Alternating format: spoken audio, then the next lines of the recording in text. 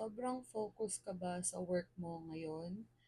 Minsan, yung buong araw mo, nag-work ka lang, ganyan, kasi you have to do something. You have to work for your family. Kailangan mong gawin itong, um,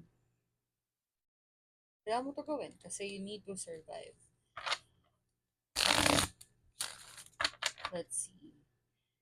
This is a collective reading, so just take what resonates and leave what doesn't. We are tapping into the energy of the collective. So, ayan, tignan natin. If you are relating to this message, let's see kung ano ang gustong sabihin ng universe sa'yo today.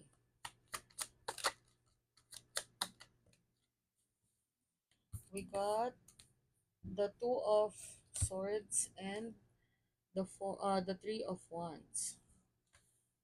So, I feel that these cards are saying na you are thinking about something, about making a choice for a future na gusto mong marating in life.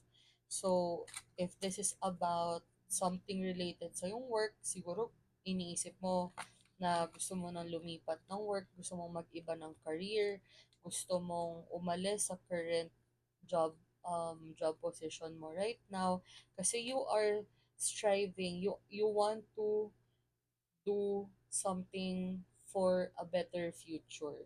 Nakikita mo na you have to do this, you have to take action, and you have to decide kung gusto mo na ito na lang ba yung gagawin kong work um, habang buhay, or I can make a decision, I can make an action, so I can build something better for my own future. Yan. So we got the Nine of Swords and the Nine of Pentacles. So nine energy. Um, nine energy is about completing a cycle, completing something. Ayan. And you are overthinking this. Siguro may mga sleepless nights ka, may mga gabi na sobrang iniisip mo, hindi ka makatulog kasi ano, ganito na lang ba? Hanggang dito na lang ba? Kasi you want the Nine of Pentacles energy.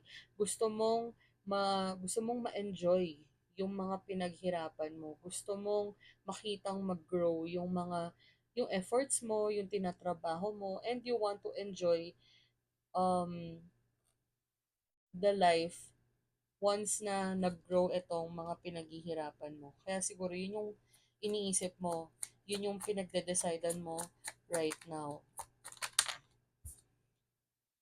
We got Temperance. So, Temperance is you are guided by your angels, by your guardians, your divine guardians. You are guided. And I feel na this card is saying na you have to have patience. Kasi this is also a card of patience. Um, this is a card of patience and healing actually. So,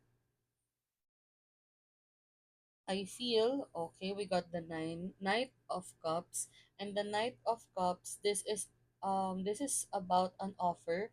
You might be getting an offer in the near future. Siguro makakuha ka ng offer in terms of siguro this is a job offer na kailangan mong pag-isipan ng mabuti, and you have to think about it for a while. Kasi ito, si Temperance, this is patience.